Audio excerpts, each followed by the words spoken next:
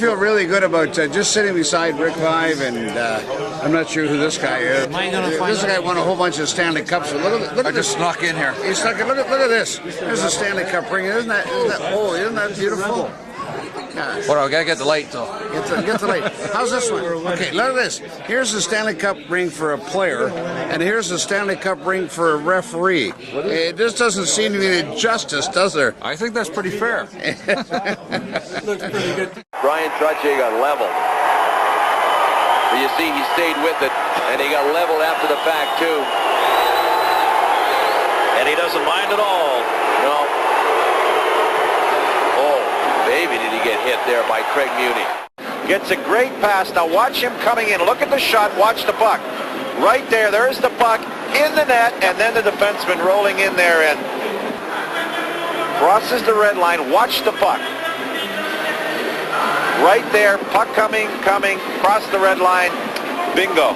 No question. That's a goal. Here's the collision here. Muni comes in. Ooh, much like... Fans, as part of our season-long farewell Rexall celebration.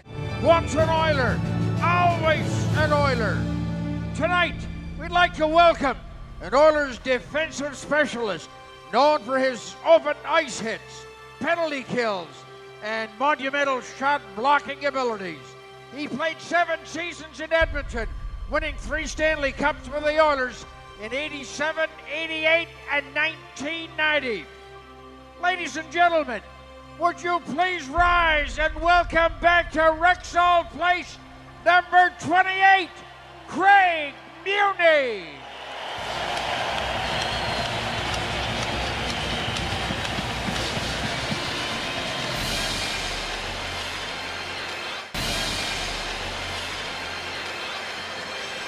An event where I asked him, I said, because he won a few Super Bowl, he won a Super Bowl ring. What was it like to walk in, and did he ever have the guts to walk into a Buffalo Bills alumni event with that ring on? And he allowed us how only once did he ever recall doing that at a Jim Kelly roast, just because. Curious, Craig Muni, you have 3 of these. None of your Sabre alums, I think, have any. Fred Stanfield does. He has, I believe, he might have 2. For sure, one with the Bruins. And do you wear them and you kind of say, hi guys, how you doing? I try not to brag about it, but I do. To me, the Stanley Cup, winning the Stanley Cup is very much, when you see the celebration, it's a community trophy. And it's something that you share not only amongst your teammates in the organization, you share it with your family, your friends, and the city you live in. So for me, it kind of continues with the ring. I no longer play. It's been a long time since I've played professional, but just to wear the rings when you do a certain function, and people who never get a chance to see them, little kids who don't know who you are, and I'll take the ring off and I'll put it on their finger to have them take a picture of the ring with being little kids. They have no idea who I am, what that ring is, but one time when they grow up, they will. So for me, it's the same thing. It's just about sharing the winning and the success that I was fortunate enough to have. I just forewarn you that Randy Anderson, who you had lunch with, if you hand that ring to him, you might not see it back. So you grew up in Ontario? Correct, Toronto. And who was your role model? I mean, the Maple Leafs are gods in Ontario. Yeah, they pretty much were. You grew up in Toronto. Hockey Night in Canada was on back then every Wednesday, every Saturday, so needless to say, my parents had a lot of pull to get what they want out of me. Just had to pull Hockey Night in Canada off or tell me I can't watch it, and I would do whatever I could to watch it. So I grew up obviously a Leaf fan. Boreas Salming, Dave Keon, George Armstrong, Jock Plant, Daryl Sittler. Oddly enough, I was fortunate enough I was drafted by the Maple Leafs, and my very first training camp, we're doing a scrimmage, and it seemed like there was hardly anybody on the bench, so we're all tired, and Daryl Sittler's beside me, and he just sat down. He said, "Kid, I know you're probably a little nervous."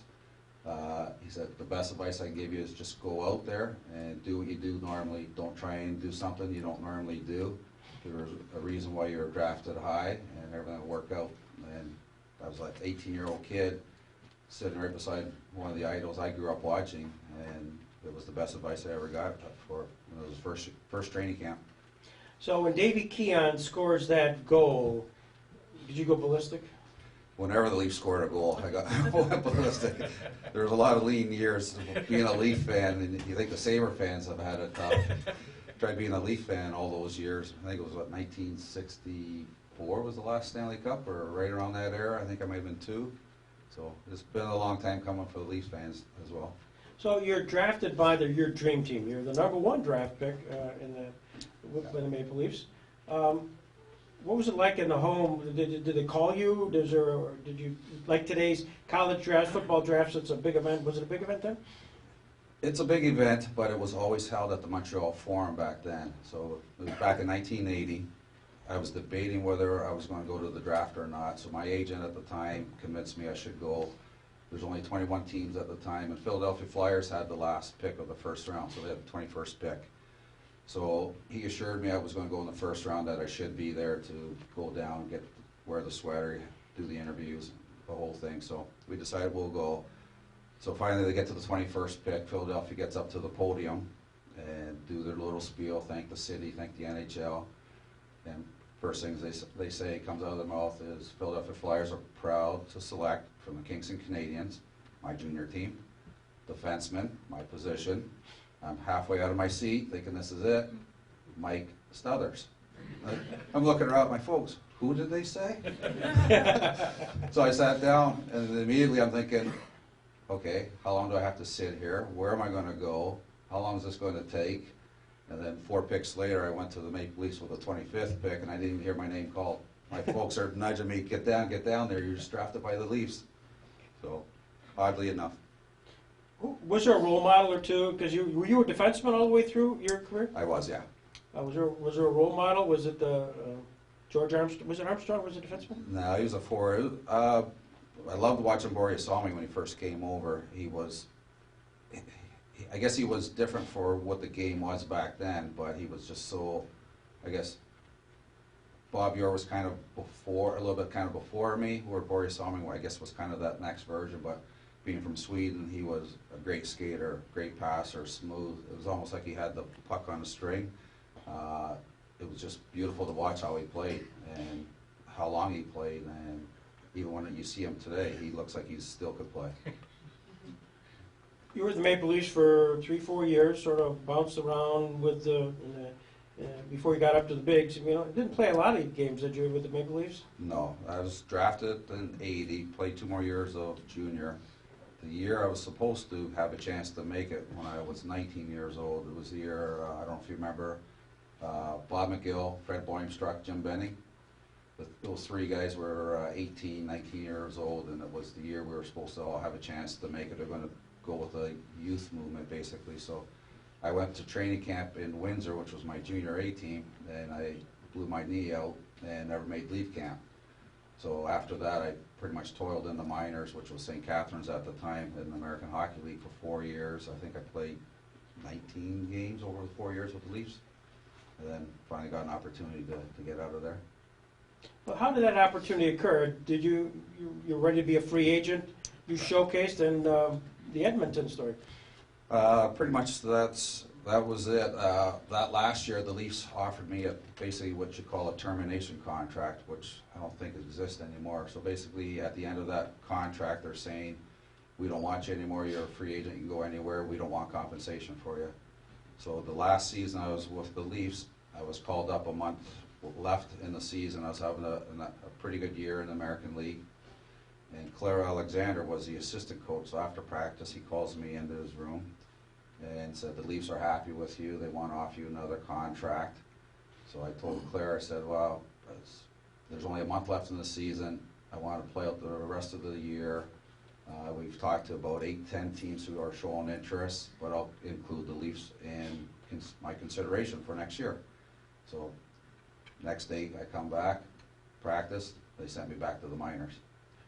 So pretty much that was writing on the wall that I was probably not going to get an opportunity in Toronto. So that summer, we basically were talking to those A-10 teams, and the one thing I asked each of the general managers was an opportunity to show I could play. So I wanted a guarantee I would play half the exhibition games.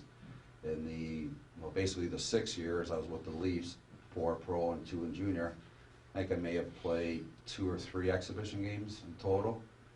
So Glenn Sather was the only one of the 8 teams, and we were talking to the Sabres at the time, who said, "You have my word and my handshake, but I can't give it to you in writing." And I ended up playing half the exhibition games and made the Oilers out of training camp.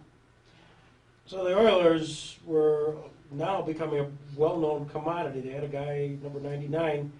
So you walk in the first time, and now you don't have to defend him. He's there on your team.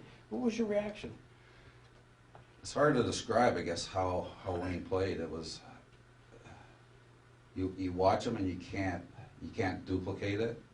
It's hard to describe. The best way I describe it is I played with Mario Lemieux towards the end too, and Mario was already a star in the league. But Mario would he was big and strong, he could skate. He would try and beat you one-on-one and dangle you and undress you as he goes around you. where Wayne wasn't like that. Wayne would come at you one-on-one, then he would try to get separation from you, and he would gain the blue line, he would do his curl, find open ice, and then wait for guys to come. So I was a defensive defenseman, and he was the only player that I would do this with, that you get up on the rush, you get to the slot, and if you don't get the puck, you basically curl back to your position at the blue line. So with Wayne, you put your stick on the ice, you go right to the net, you can't even see him through all the crowd. Next thing you know is you look down and the puck's on your stick. And you're shaking your head, how did he do that? How did he do it? I'm going to have to ask him that in 2 weeks, how the hell he did that. I still don't know. Was there an off factor just on the team? I mean, I think of teammates and you say, "Yeah, he's pretty good." But was he that much better than some of the other? I mean, you had some Messier, you had some really major league Hall of Fame type guys. Yeah, we were fortunate to have like you said, a Hall of Fame team almost at that time.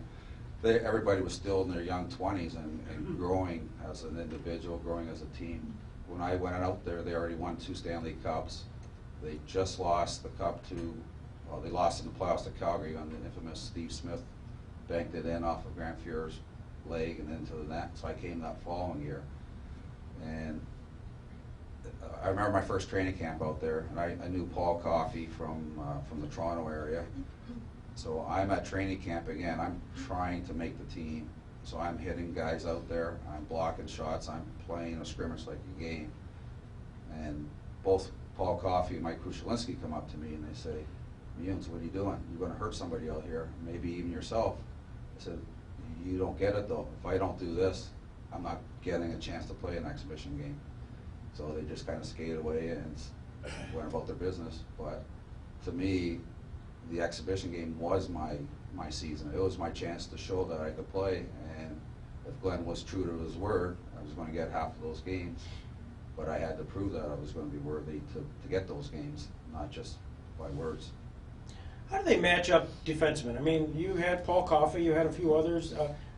How do they say, Craig Muni, we think you are the best chemist? The best chemistry is with so-and-so. What's the thinking? Well, I think you look at your defense pairings and you take the strengths and weaknesses of what you have, even whether it was then or today or right now. I'm health coaching with the Buffalo View, so I do the same thing with the defense today. They end up putting basically Charlie Huddy and Paul Coffey together, who have played together for quite a while. Charlie was more the stay-at-home, and Paul was more the Russian defenseman. They end up putting me basically with Kevin Lowe, who his previous partner was Lee Fogelin, who you might remember with the Sabres as well. So it ended up working out that I'm a left-hand shot. Glenn asked me if I could play the right side. I never played it in my life, but I absolutely said I can play the right side, just like I can the left. So I started playing exhibition games with Kevin Lowe on the right side, and we clicked pretty good. They end up trading Lee Fogelin to Buffalo pretty early in the season, I believe. Back in 1986 was when he came back to Buffalo. And Kevin and my job basically were to shut down the other team's top forwards. Our job was not to let them score, and basically kill penalties were the two main criteria we had. Well, and you did that incredibly successfully, but was there as you reflect back during that time period, and when there was a power play by the opposition, and you knew that obviously the guns were coming out, was there one or two teams when they brought out their power line and said, "Oh shit"? I think every team has that. Every back then too, there's a lot more goals being scored and a lot of goal scorers. So I always took it as a personal challenge that you're playing 4 guys against 5. So I took personal pride, as I believe the rest of the guys did, not to let them score. That was our job. Our job was to kill the penalty. If we got a shorthanded goal, then it was a bonus. And I think actually Asa Ticknet may have set a record at 1.4 shorthanded goals in the season. But it was, again, collectively, it was our job to do it. And personally, I took pride in doing that job. I saw you, this is an interview, the YouTube that we didn't put on a Dave Schultz roast. Yeah. And Dave, of course, big guy and has quite a reputation, Broad Street Bullies. Were there, in the league at that time, were there a few of those type of guys that you just, as a defenseman, because you're a pretty big guy, and didn't shy away? We saw a couple of incidents there, that you really said, gee, I hope we don't engage tonight? Well, when I first was drafted, again, it was 1980, and it was just towards the tail end, I guess, really, of the Broad Street Bullies and the Big Bad Bruins. So they played basically to that nickname, and everyone kidded that they were a lot tougher at home than they were on the road. And that's a big hockey saying as well. A player is tough at home, but they disappear on the road. So you don't really think about it. If it happens, it happens.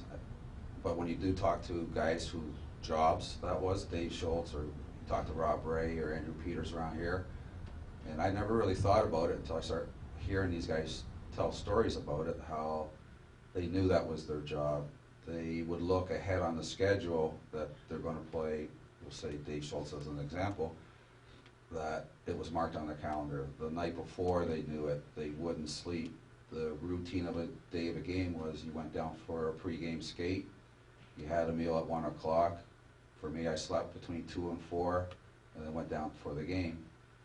Those guys said they didn't sleep in the afternoon. They sweated the whole time lying down waiting for the game. Just the anticipation of knowing what they had to do. They did their job, and they were paid for it, but they protected the players.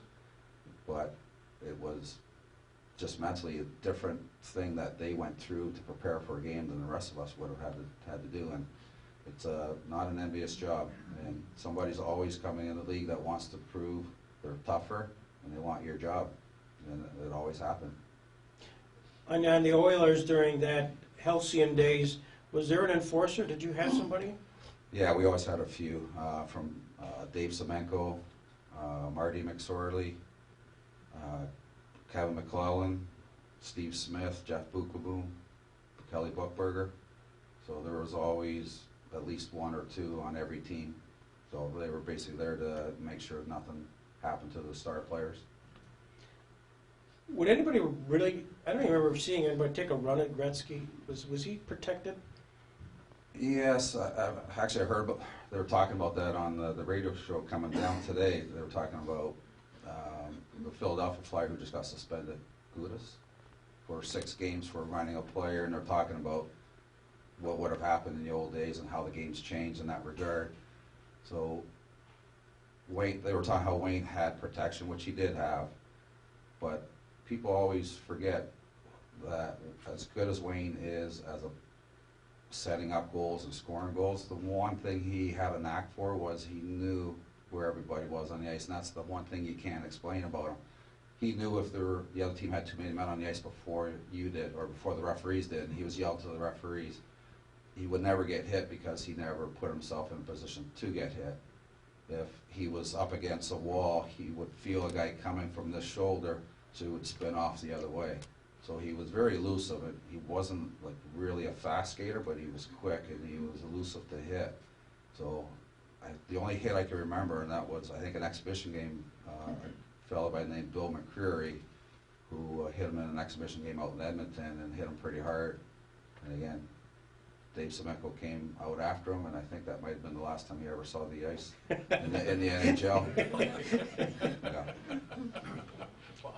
Grant Fuhr, he was your goalie during that time period, and ultimately ended up with the Sabres. But what made him kind of nerves of steel? Goalies, first of all, are very different, if you know any of them. Or if you happen to be one of them, I apologize. But Grant was he's just very low-key. He never took any credit for anything.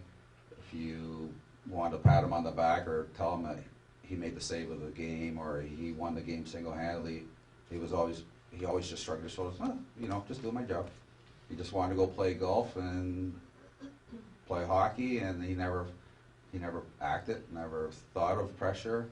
It was just so refreshing because you see different people on how they respond to pressure, and some goalies you can't even talk to. If they know they're starting, you just stay away. They have to go through their routine. I played with one goalie through the Leaf organization. His name was Bruce Dowie. If he knew he was playing, pretty much the whole time before the game and the warm-up, he was in the bathroom throwing up. So everyone was different, but Grant was just as relaxed as it came, no pressure, didn't feel it, didn't portray it onto anybody else, and just loved the competition. Messier, he's a big guy, isn't he? What? He's a little shorter than I am, but he's tough as nails, yeah. Was it on the team, again, we're focusing on Edmonton, once an Oiler, always an Oiler. Is that true?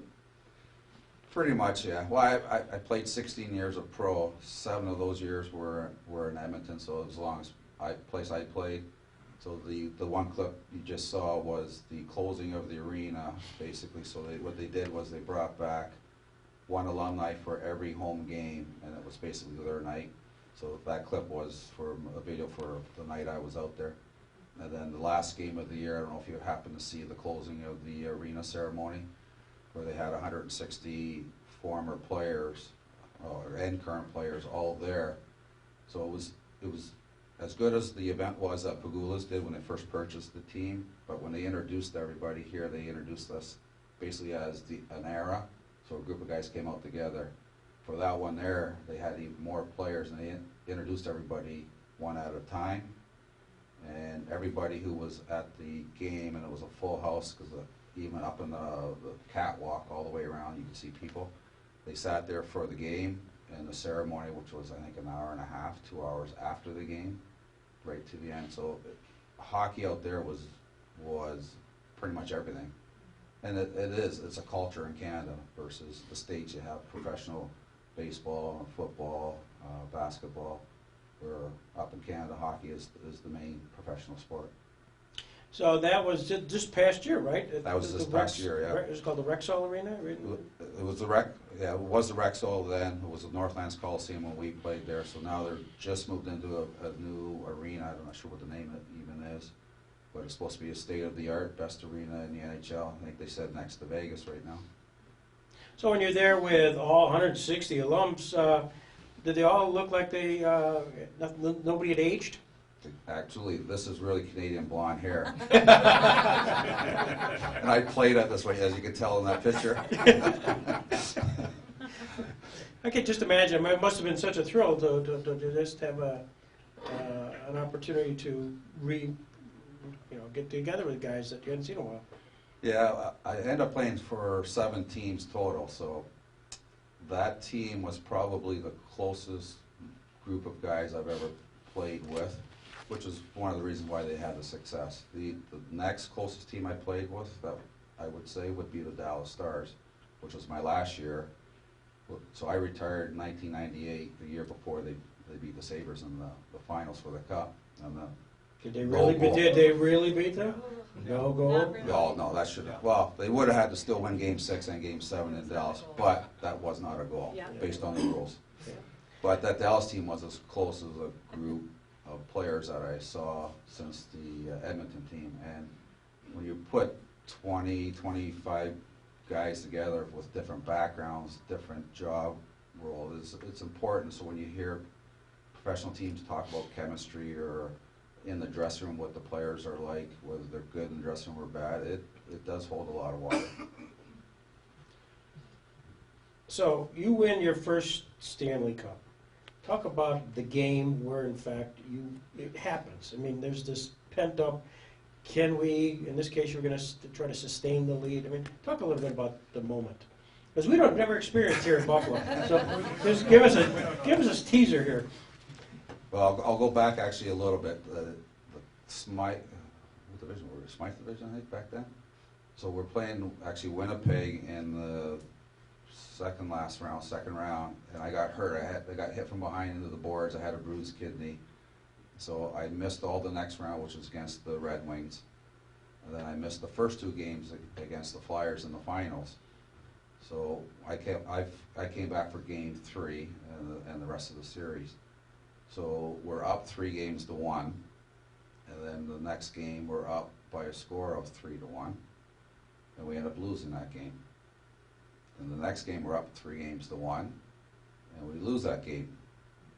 So now we're game 7. I'm thinking maybe I'm the bad luck charm, that maybe I should volunteer to sit out.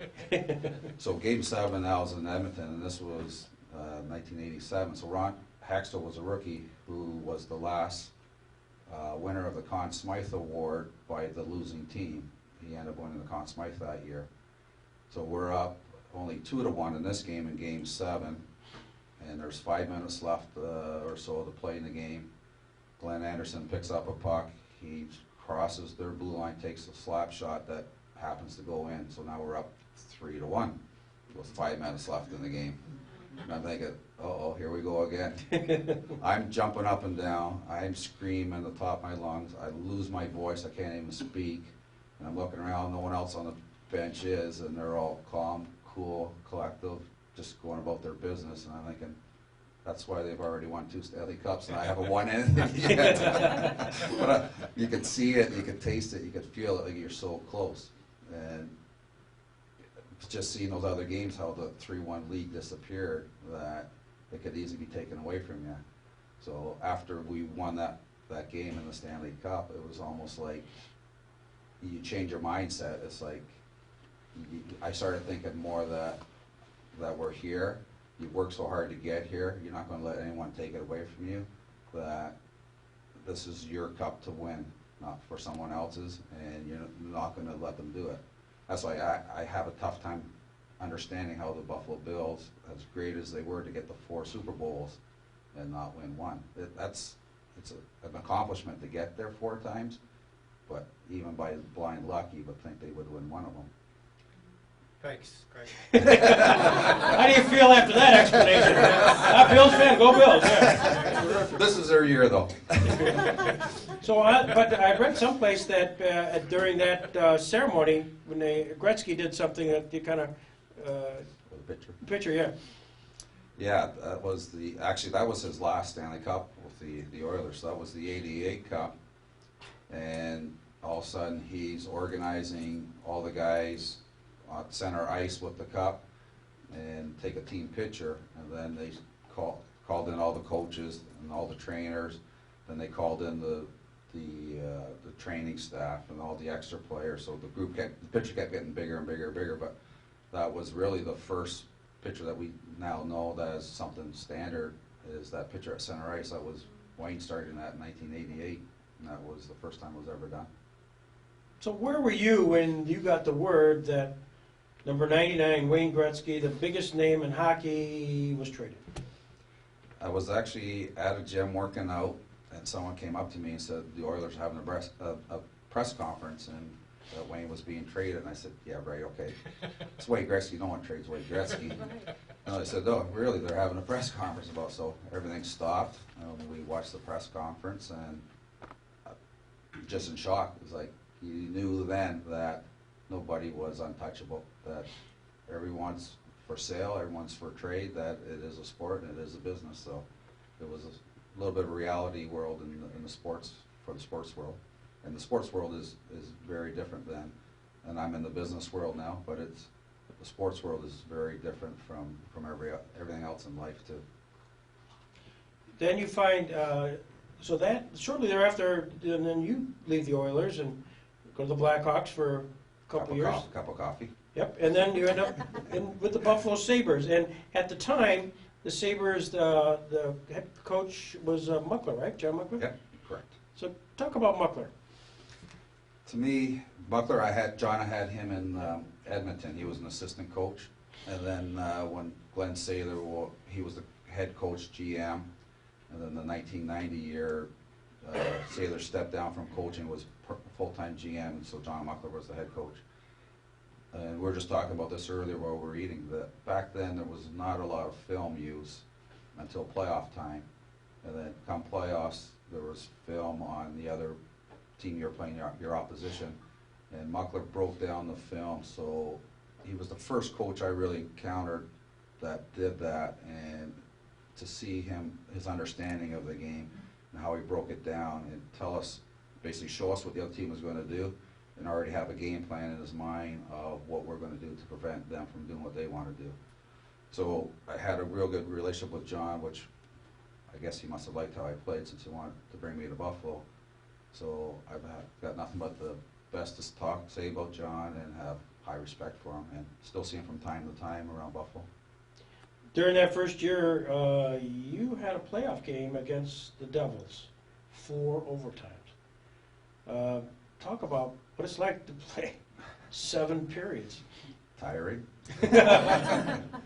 I actually had an experience before that with the Oilers in Boston in the Stanley Cup Finals. That went, it might have been around the same time, but the one with the Sabres one was different and special because it was, again, it was a different group of guys. The one thing I've always learned with sports, and I've passed on to the kids I coach now or my own children, especially regarding sports, is you get to a certain point if you're about to win or have an opportunity to win a championship, and that is the one and only time in life that that particular group will be together. The next year, some guys will be gone, retired, traded, new guys will come in. So for that moment in time, that is the one group you'll have a chance to write history. So I've kept that in the back of my mind, and I preach that to the kids I coach now to make it something special for them to think about before they enter that game.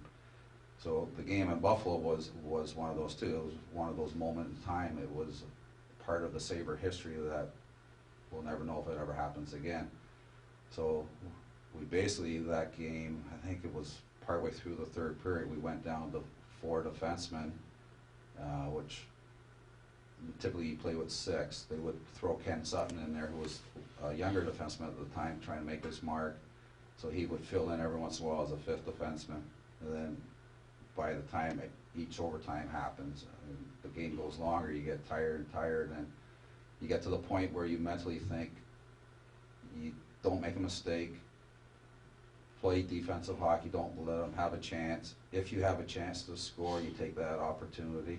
Other than that, you try to just maintain energy. So we're in the dressing room before the last period, and Randy Moeller all of a sudden decided he was hungry. So he asked the trainers to order some pizza and bring pizza in.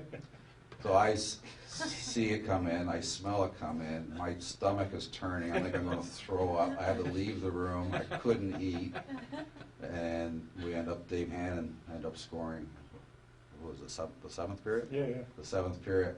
So I felt fine throughout the game other than just total exhaustion, but I couldn't drive home.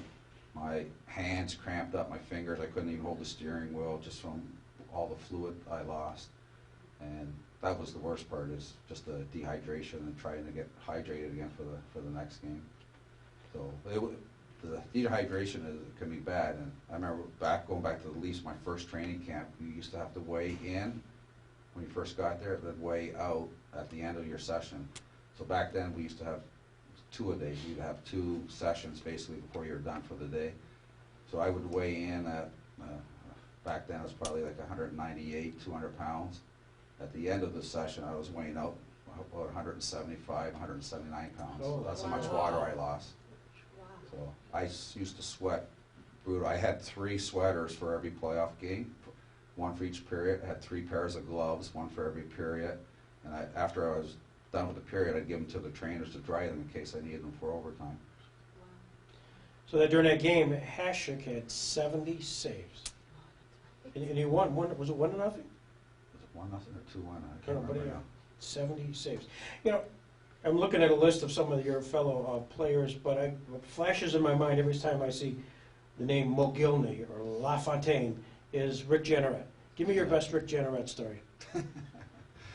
Well, you don't see them a lot around or on the road, but he was one of the best at calling the game. He always had the LaFontaine and the Mayday. So he probably, of all the play-by-play people, he's probably the most, I guess, catchphrases, I guess you would call him. So he's just, sometimes you never knew if the home team scored or the visiting team scored.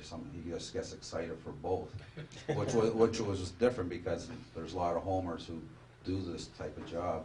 So you could always tell who was winning or who was scoring. So Rick was always just full of energy and enjoyed doing what he did. Mogilny was the first Russian to immigrate, and we just had Jerry Meehan here last time, and Jerry talked about the story of how that happened and the intrigue and all of that stuff. Was any of that left over when you were playing with Mogilny? Was there any of this sort of Russian mentality at all? No, but I'm trying to put this nicely. Oh, go ahead. It's among friends. Alex was a great guy, and I still have seen him today. But the Russian players had a stigma back then that, and it wasn't just the Russian players, it was all European players, that it was really a North American game. The Russians would play hard during the regular season, then they would disappear for the playoffs. That it meant more to them on a national level to go back home and play in the World Championships, which is basically simultaneously as the Stanley Cup playoffs. But it meant more to them or their country or their family that they win the World Championship. So it was always a tug and war at that time frame to get the European players to understand the importance of the Stanley Cup playoffs and what it meant to everybody and to win it. And so Alex was no different. I remember actually in the playoffs that Dave Hannon had to call Alex out in the dressing room for lack of playing and call him out in front of everybody that he has to give more. And to Alex's credit, I don't know if he really got it or understood during his time frame in Buffalo, but when he went to New Jersey, who again was a strong team, had some influential players, and had a winning tradition, when I saw him go to New Jersey and win a Stanley Cup and watch how he played and how he played differently, I knew he now understood and got what everybody was trying to tell him to do. Dominik Hasek. Best goalie I've ever played with. And when you're playing defense, and obviously guys are shooting, and there were moments in time you just said, how did that happen? How did he make that save? No, I could go for a glass of water or any time give them a breakaway and knew they weren't going to score. I played with a lot of great goalies. Grant Fuhr, obviously, Javi Bulin, Bill Ranford, Ed Belfour. To me, Dominik was the best. He treated every practice like it was a game. He took offense to you if you scored on him in warm-up or in practice, which was good for us too because it kept you sharp and made you shoot like you wanted to score instead of just throwing it at the net for him to stop it. So he was, again, a goalie, so he was different, but he was as competitive as it comes. He would stretch in the dressing room before the game, and I've never seen this in my life either, where he would be sitting on his butt, his legs would be spread eagle, and he would put his chest right down on the ground. And I'm looking at him thinking, that hurts. It hurts me watching him do it. How does he do it? Which explains really how he played or his style, because his style at that time was not conventional, and probably why he never really got an opportunity until later in his career, that he was so different. It's like, how do you even coach him? How do you change what he does to what everyone's thought process was on how a goalie should play. So after Dom had the career he did, it was like now goalies right after him, and goalies coaches and with the kids were teaching their students things that Dom did. So he kind of rewrote how a goaltender played, and he was different, but he was as best as it comes. LaFontaine. Your best story on LaFontaine. Now he was the captain that time, wasn't he? He was, yeah. Actually, that Jersey series, he was out with, I think it was something wrong with his knee. He had a bad knee. So we were going to New Jersey for Game 7, and Muckler all of a sudden tells the whole team that LaFontaine's coming back to play Game 7. We're all looking at him like, yeah, there's no way. Can't you see how he can't even walk? So we go up to New Jersey for Game 7. They leak it out to the press that he's going to play Game 7. He takes warm up for Game 7, but then he got undressed for Game 7. But it was just one of those mental ploys trying to get an advantage over the team. But Patty, I sat beside him in the dressing room. Probably one of the nicest guys, if not the nicest guy you'll ever meet in the game of hockey. He's politically correct. He would give you the shirt off his back. Always said hi to you, your family, your kids, knew everybody by name, and just salt of the earth. Ted Nolan, he was your coach your last year at the Sabres. And a sort of ignominious end the next year. Did you get a sense that what happened there as far as Ted? Yeah, I was only there for basically half a year because that was towards the end of the trade deadline was when I got traded. But I guess a couple things. The first meeting Ted had with the team, I'm sitting beside Bob Sweeney at our practice arena, and Ted was walking around just addressing the team. He had his notes in his hand. So I tapped Bob and said, do one of these. I said, look at his notepad. So the letterhead was Sault Ste. Marie Greyhounds, where he came from, junior team. So afterwards I said to Bob, I said, at least he could have put Buffalo Sabre letterhead with his notes on it. So that was kind of really the start of getting to know Ted. He was a great coach. He was a player's coach. He ran great practices, but you could see kind of a separation between the young players and the older players on, I guess, how things were going on and happening.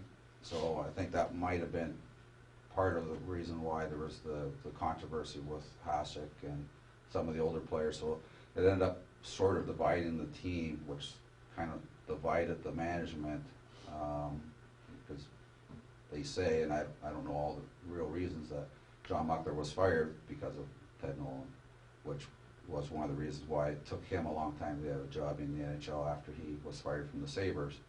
John Muckler was a well-respected hockey person for many years in the NHL.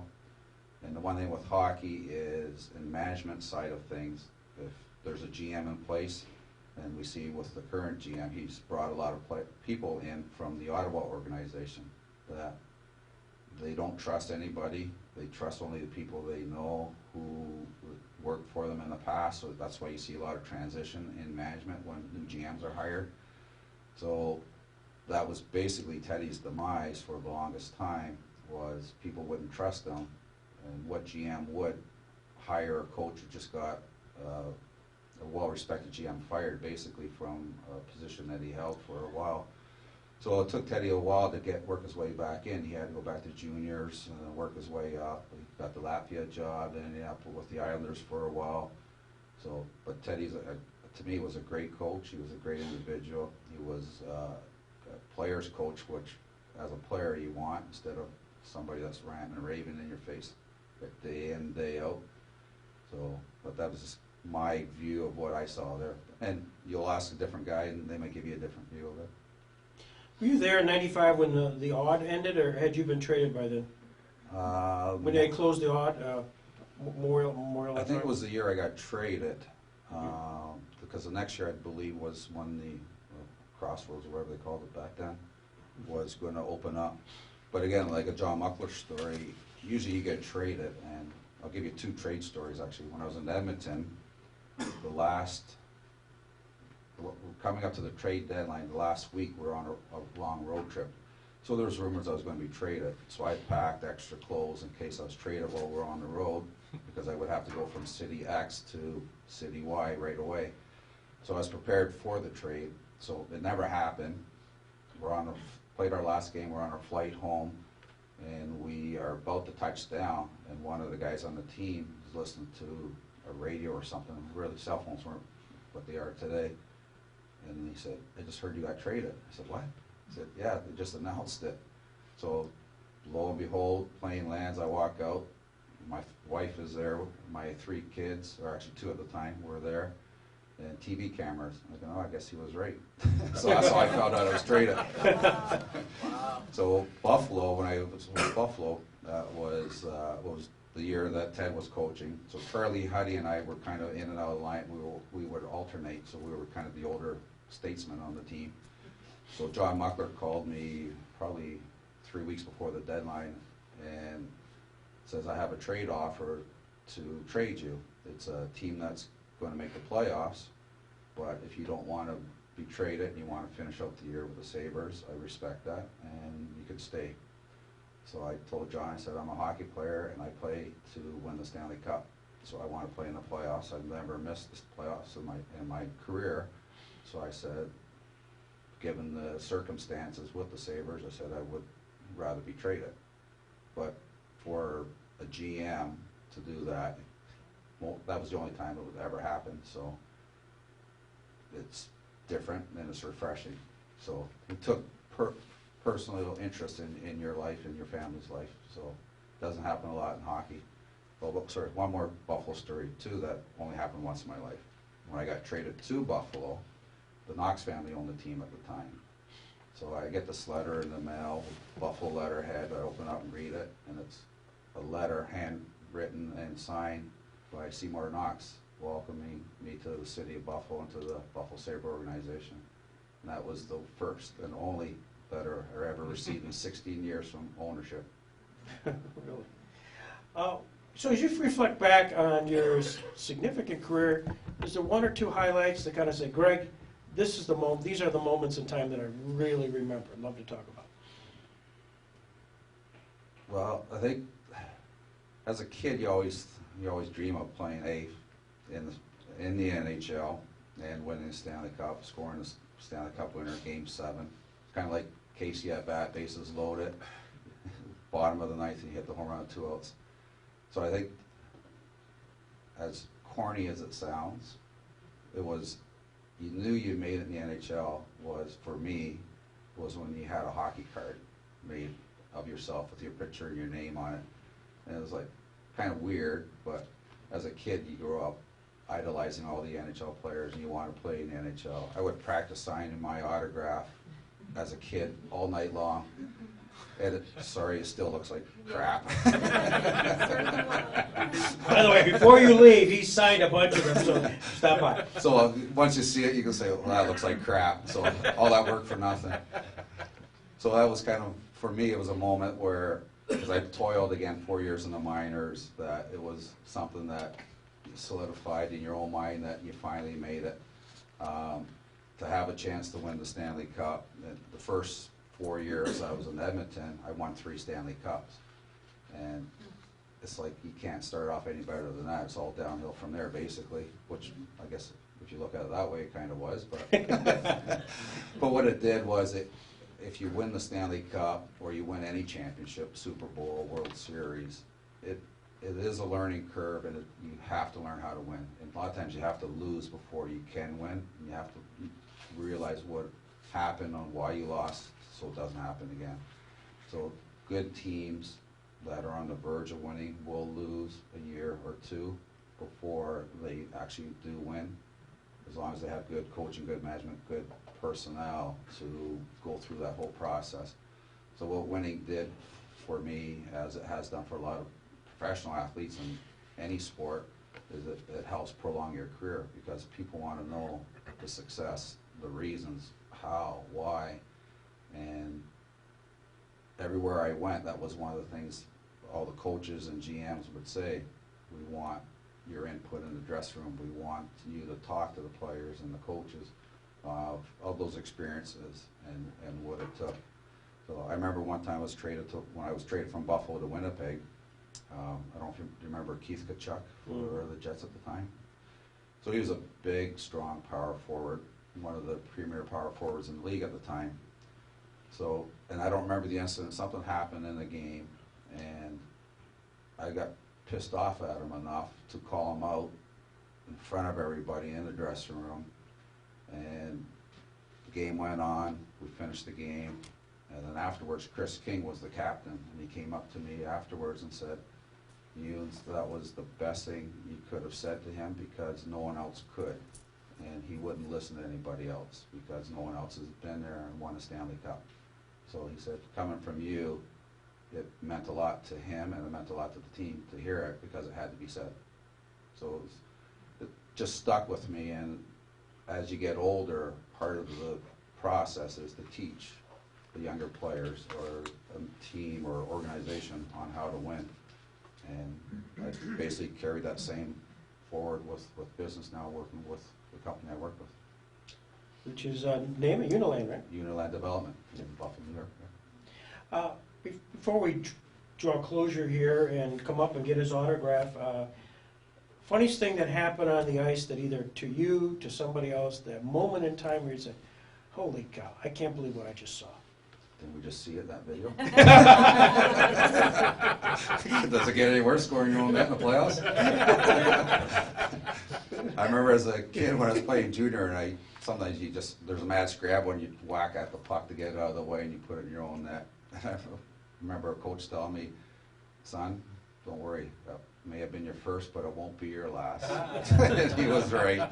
So did the guys rib you when you walked off the ice on that particular thing? No, they were okay with it. I'm sure everyone's had those same moments, but again, those things happen out in ice. I mean, one last personal question, and it's an observation that we've all had because we've had several of your colleagues here, of Buffalo Sabres, and to a person, they're incredibly wonderful individuals. As a sport athlete, hockey players, I don't want to cast aspersions on football players and baseball players who we've had here also, but why do you think that is? Personally, my own opinion is, I think it's just the major difference between all, I guess if you look at the four major sports, it's just the individuals of their backgrounds, their upbringing, the cities they're from, the family values. So I think that's probably the biggest difference. To me, hockey was a sport. It was a way of life. It was a job. I took the job seriously, but at the end of the day, it was still a sport. And I think hockey players all just look at it that way, that we were blessed to be and fortunate enough to play the game. And somebody has always helped me along the way, whether it was a coach, a mentor, a parent, whether it was my parent or someone else's parent. And it's all about sharing what you do and passing on what you know to help an individual now. And again, that's why we were talking about Stanley Cup ring and to me sharing that, or me coaching. I've coached all three of my kids from t-ball and baseball, softball, soccer, field hockey, basically you name it, I've coached them, other than gymnastics. I don't know anything about. But again, you guys have all been there. If you've had kids, you have to be there early. So it was no different. I didn't want to coach the kids. I wanted to enjoy retiring from sports and just watch my kids grow up. But when I dropped them off to these various sports and various coaches, I soon realized that they weren't learning anything. They weren't getting anything out of it. So it started off with kind of one team as an assistant coach. By the time they were going through high school and college, I was coaching all of them at travel sports. So I had 1 year off last year, and then decided I'll do one more year. I started coaching the Buffalo Buttes this winter. We just opened this weekend. So I guess it never ends. What an incredible sharing guy. I just appreciated your comments here, and to share this opportunity to all the folks who came to this event today. Thank you. Thank you, Craig Muni. You're just a real role model. Thank you. My pleasure. Thank you. As you're departing from down here, he signed a bunch of pictures. Feel free to take one.